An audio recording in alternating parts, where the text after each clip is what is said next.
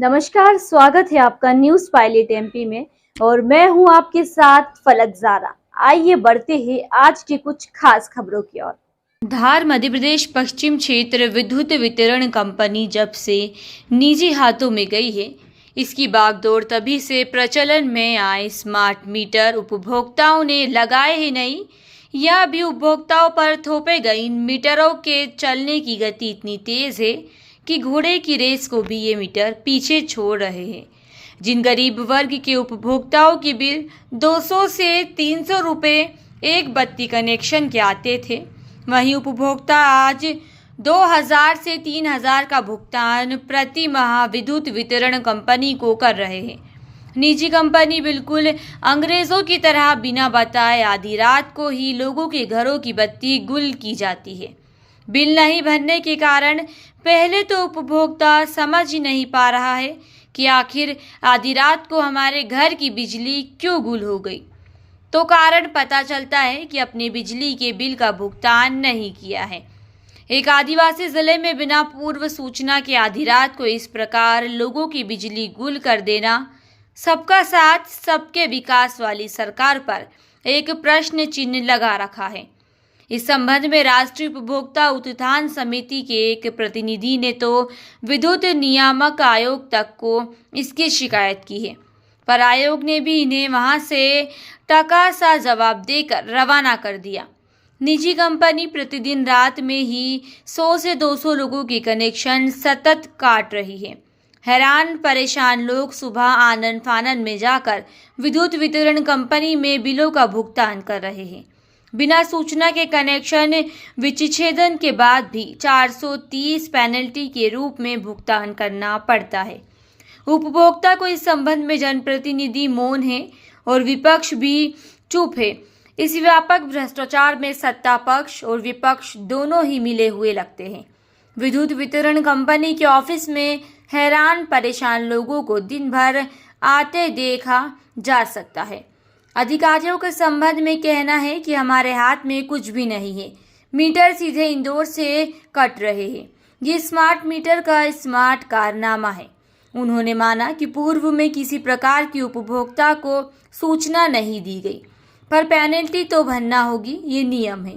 MP news pilot के लिए धार से शैलेंद्र जोशी की खास रिपोर्ट। इस समय हम खड़े हैं मध्य प्रदेश पश्चिम विद्युत वितरण केंद्र धार के नौगांव स्थित कार्यालय पर। यहाँ धार शहर में स्मार्ट मीटर को लेकर बहुत सारी आम उपभोक्ताओं को शिकायत है। सबसे पहली शिकायत तो ये है कि स्मार्ट मीटर में यदि बिल का भुगतान नहीं होता है तो स्वतः लाइट कट रही है, लाइट बंद हो रही है। अब यहाँ सवाल ये उठता है कि देश की 30% आबादी जो मोबाइल नहीं चलाती है, अनपढ़ है, अशिक्षित है, किसी प्रकार मोबाइल से परिचित नहीं है, ऐसे अशिक्षित व्यक्ति की जब लाइट कटती है, वह अपनी लाइट को पुनः जुड़वाने आता है तो 345 रुपये पेनल्टी के रूप में और उसे भरना पड़ती है। ये कैसी सरकार है जहां लाडली लक्ष्मी योजना के लिए जहां तो 1500 रुपये बहनों को देती है, दूसरे हाथ वहीं अतिरिक्त पेनल्टी, अतिरिक्त चार्ज और अंधगति से भागते स्मार्ट मीटर 2000, 3000 के बिल से जनता बुरी तरह से, आम उपभोक्ता बुरी तरह से त्रस्त है। क्या सरकार इस ओर कभी ध्यान देगी? हाँ, बिजली मीटर को लेकर जो स्मार्ट मीटर लगाया जा रहा है और उसके परीक्षण जो टेक्नीशियन और तकनीकी परीक्षण होते हैं, उसको लेकर आपके द्वारा कोई कार्रवाई की गई है क्या? मेरे द्वारा विद्युत नियामक आयोग में 3 जनवरी 2024 को स्मार्ट मीटर पर रोक लगाने और विद्युत नियामक आयोग 2013 के नियम का पालन करने और 2013 का नियम पालन करने और उपभोक्ता के नियम का पालन करने के ऊपर 3 विषय के ऊपर मैंने आयोग में केस दायर किया था, जिसके ऊपर से आयोग ने आज दिनांक तक फैसला नहीं किया है। जबकि आम स्मार्ट मीटरों को चलने की शिकायतें, तेज चलने की काफ़ी शिकायतें आ रही है और आम उपभोक्ता परेशान है, क्योंकि बिजली के बिल डबल ट्रिपल आ रहे हैं और आम उपभोक्ता परेशान है इससे।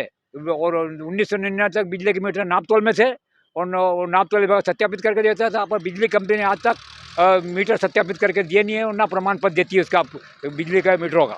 इससे आम उपभोक्ता वहीं परेशान हो रहा है और स्मार्ट मीटर को हमने ब्लैक लिस्ट घोषित करने की मांग करी स्मार्ट मीटर निर्माता कंपनी को और उसके नाम से कि और दूसरे सत्यापन की मांग करी मीटरों की, वो कंपनी कर नहीं रही है। आयोग ने फैसला नहीं दिया इसके ऊपर से और इसके नाम से कि आयोग ने फैसला नहीं दिया उसके ऊपर से ये हमारी मांग थी और उपभोक्ता की पसंद को नकारा जा रहा है। ये हमारे आयोग में लगाया तो आयोग इसको फैसला नहीं कर रहा और कंपनी के ऊपर भी जुर्माना नहीं कर रहा है।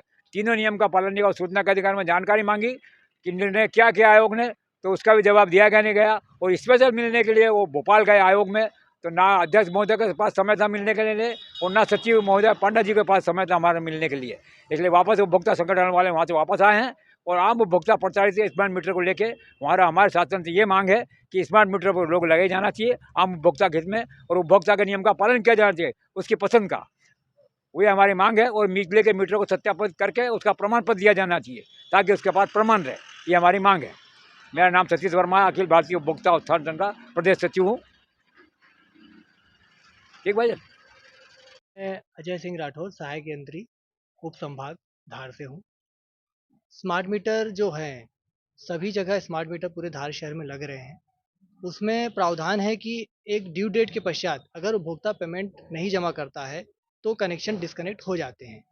ये नई टेक्नोलॉजी स्मार्ट मीटर में आई है, जिससे उपभोक्ता जो है स्वतः ड्यू डेट के पूर्व अगर पेमेंट जमा कर देता है, तो वो सप्लाई नहीं कटती है।